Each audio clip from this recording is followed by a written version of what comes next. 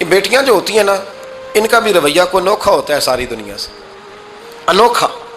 میں کبھی کبھی کچھ ایسی باتیں کرنے کو دل کر جاتا ہے کہ جو کر گزرتے ہیں۔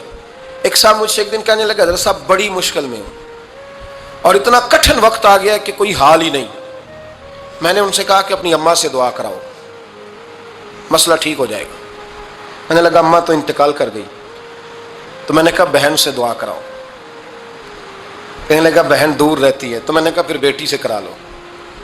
آپ یقین کریں، اللہ کے گھر میں بیٹھا ہوں، رمضان کا مہینہ مجھے تیسرے دن ملا۔ کہنے لگا حضرت صاحب الحمدللہ اللہ نے میری مشکل آسان کر دی۔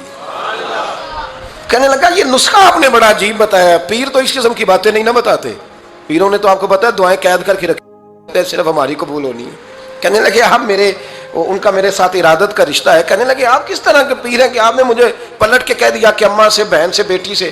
تو میں نے کہا اصل بات یہ ہے کہ میں کبھی تھکا بھی ہوتا ہوں، کبھی کسی رنگ میں بھی ہوتا ہوں، اور کئی دفعہ اب تو یہ حال ہو گیا ہے کہ رونا آئے بھی تو روتے نہیں کہ لوگ تماشا نہ سمجھیں۔ کئی دفعہ آنسو چھپانے بھی پڑتے ہیں کہ لوگ اس کو اداکاری اور فنکاری ہی نہ سمجھنے لگ جائیں۔